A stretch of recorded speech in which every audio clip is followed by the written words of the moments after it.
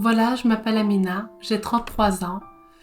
J'ai vécu des hauts comme des bas, un peu comme tout le monde, et bien souvent plus de bas que de hauts. J'ai 3 beaux enfants, un mari, et quand j'ai commencé réellement ma vie, je ne me sentais pas à ma place, j'étais petite. Nous étions en famille, j'ai toujours senti une différence et on le ressentait à travers leurs regards. Et ça faisait souvent mal de se sentir à l'écart. On était souvent triste et on avait souvent peur. Le manque d'affection, cela m'a fait beaucoup souffrir. Et quand on est petit, on n'a pas la notion du temps, mais pour moi, ça paraissait très long. Tout s'est arrêté quand une voisine a dénoncé ces maltraitances. Là, nous avons été retirés de nos parents et placés alors dans un home. Mais quand nous avons perdu notre père, qui nous voyait de temps en temps, ça s'est amplifié. Donc comme il profitait des éducateurs et des responsables que nous n'avons pas de parents, il profitait de la situation pour nous mettre des coups ou nous écraser les épaules et qu'on ait le nez par terre par exemple, ou les oreilles blessées parce qu'il les tordait. Ou j'en passe, il y en avait beaucoup encore. Et ça, c'était très très très dur parce que on sentait vraiment qu'on n'était pas protégés. Et ma seule peur, c'était de me retrouver toute seule dans le noir. Alors je courais bien souvent, parce que ma sœur était à un autre étage, ma sœur jumelle, pour la rejoindre. Et quand on nous attrapait, on nous frappait avec des grosses chaussures sur notre postérieur et on nous mettait sur un carré, le pied accroche-pied, et on ne devait pas bouger. Si on bougeait de ce carré-là, on continuait à nous frapper. Et ma sœur qui avait un surpoids, elle était en surpoids à ce moment-là, on lui faisait monter les escaliers. C'était 3 escaliers plus celui de la cave. En fait, ils avaient envie de la tuer. Tout simplement la tuer, on l'insultait, on m'insultait. Et c'était très compliqué parce qu'il n'y avait personne pour nous défendre. Il n'y avait pas ce repère-là, notre mère ni notre père. Alors on profitait, comme si on était des animaux qu'on ne méritait pas d'être là. Et ça, c'était très très dur parce que toute notre vie, on a dû se battre contre ça et montrer qui on était, comme si on devait se battre, littéralement se battre pour ne pas nous faire du mal en fait. Si tu ne te battais pas, tu étais faible. Mais quand on voyait qu'une autre personne était dans notre situation où il y avait un parent qui manquait, elle profitait de cette occasion-là pour soit lui faire du mal, mais c'était souvent nous, parce que nous, il n'y avait vraiment pas de parents. Et les enfants, ils retournaient par exemple le week-end, et nous, on restait vraiment toute la semaine et le week-end. Ils avaient un moment où ils pouvaient respirer, et nous, on était toujours en apnée. Tu étais toujours sur tes gardes, tu avais toujours peur qu'il y ait quelque chose ou quelqu'un qui te fasse du mal, ou voilà, tu avais des bonnes personnes, mais comme des mauvaises aussi, beaucoup de mauvaises.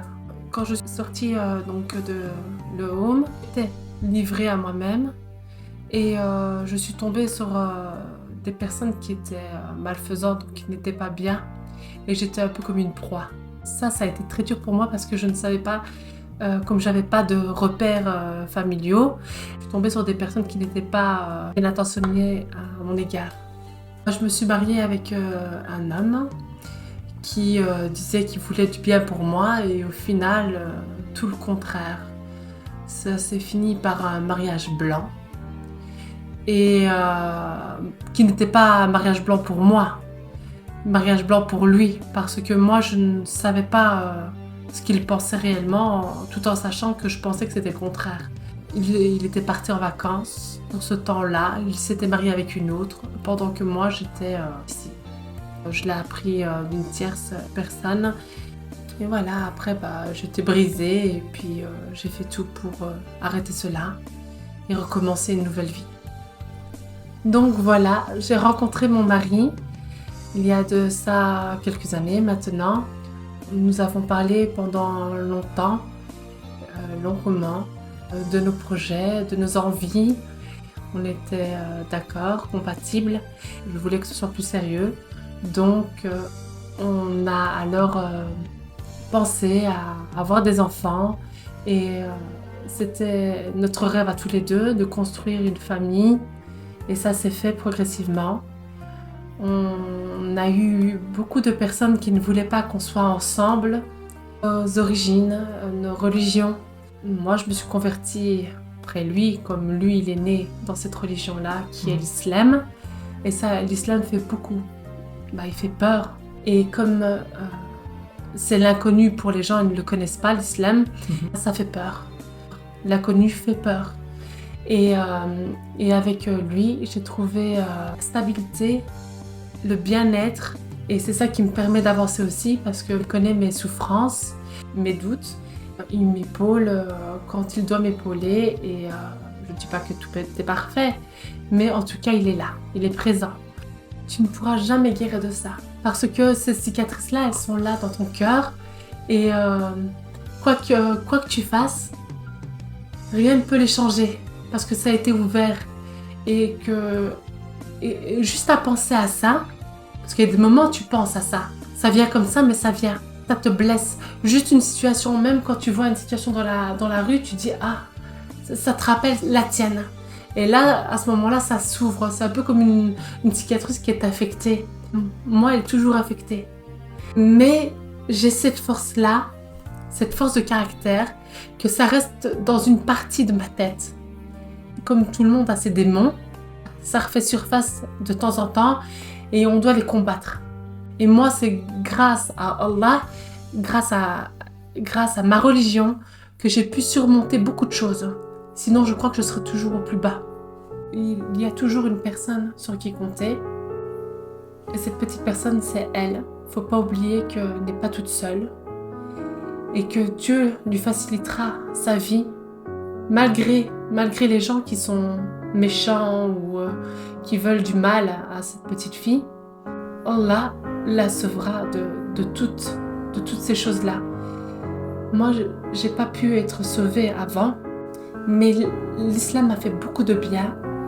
Et les bonnes personnes qui m'ont entourée, comme mon frère, comme ma sœur, mais j'y suis arrivée. Et il ne faut pas qu'elle oublie que c'est une bonne personne et qu'elle va y arriver. Ce sera peut-être pas maintenant, mais elle va y arriver. Elle va y arriver et je suis bien triste de ne pas être là pour la serrer dans mes bras. Malgré les difficultés, malgré la souffrance que tu peux ressentir, il y a cette petite porte qui est encore ouverte, entrouverte. Et il y a la lumière qui sort. Et toi seul, tu peux ouvrir cette porte-là et avoir ce rayon qui se jette sur toi. Mais c'est possible que tu sois heureux. Parce que maintenant, je le suis. Je suis heureuse maintenant. Et j'ai réussi. J'ai réussi et je me bats tous les jours. Parce que c'est pas facile, c'est quelque chose que tu travailles tous les jours. Il faut être gentil. Il faut jamais noircir ton cœur parce que les gens, ils ont le cœur noir. Toi, tu dois garder cette pureté. Sinon, tu termineras comme ces personnes-là, avoir le cœur noir. Et c'est pas bon. Parce que ça va te détruire toi. Allah n'impose à aucune âme une charge supérieure à sa capacité. Dieu te donne une poignée de problèmes. Il ne te donnera jamais plus pour te mettre en difficulté. Tout est surmontable.